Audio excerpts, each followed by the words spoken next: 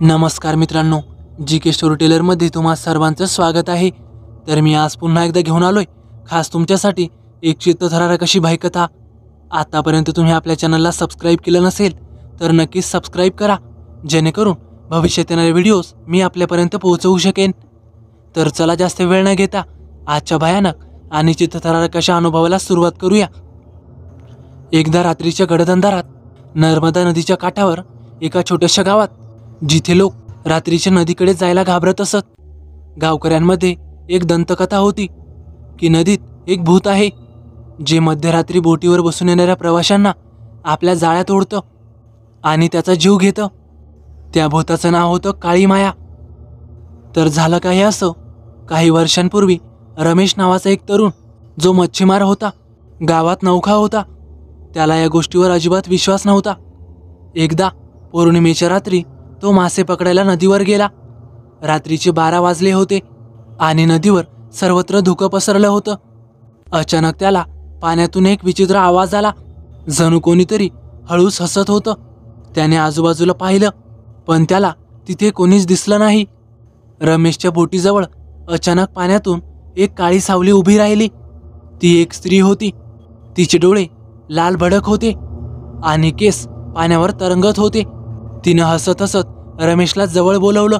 रमेशला तिच्या आवाजात एक जादू वाटली, जणू त्याला नदीत खेचलं जात होतं। त्यानं बोट हलवायचा प्रयत्न केला, पण ती हलतच नव्हती, जणू कोणीतरी बोटीला घट्ट पकडून धरलंय।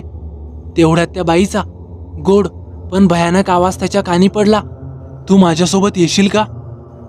रमेशच्या अंगावर सरकन काटा आला। रमेशच्या आईने त्याच्या खिशात अंगारा ठेवलेला होता। जरी रमेशच्या या गोष्टींवर विश्वास नसला, तरी त्याच्या आईचा मात्र असल्या गोष्टींवर फार विश्वास होता। त्यामुळे तिने आपल्या मुलाच्या सुरक्षिततेसाठी त्याच्या खिशात बजरंगबलीचा अंगारा ठेवला होता। त्याला आईची ती गोष्ट आठवली।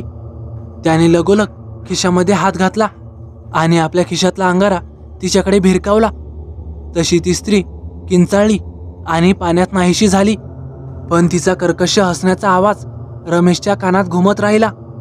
रमेश घाबरून गावात परतला आणि सगळ्यांना घडलेली घटना सांगितली। गावकऱ्यांनी त्याला सांगितलं की काळी माया हे एका स्त्रीचं भूत आहे, जी शतकांपूर्वी नदीत बुडून वारली होती आणि आता ती एकट्या प्रवाशांना आपल्या जाळ्यात अडकवते आणि त्यांचा जीव घेते। तुझं नशीब बलवत्तर म्हणून तू यातून वाचलास। तेव्हापासून मात्र रमेशने कधीच रात्री अपरात्री नदीकडे जाण्याची हिंमत केली नाही आणि आजही पौर्णिमेच्या किंवा अमावस्येच्या रात्री नर्मदेच्या काठावर त्या काळ्या मायेचा हसण्याचा आवाज लोकांना ऐकू येतो, जणू ती आपल्या पुढच्या शिकारीची वाट पाहत आहे। तर मित्रांनो, कसा वाटला तुम्हाला अनुभव? आवडल्यास नक्की लाईक करा, कमेंट करायला विसरू नका आणि हो, आपल्या चॅनलला आतापर्यंत सबस्क्राईब केलं नसेल तर नक्कीच सबस्क्राईब करा।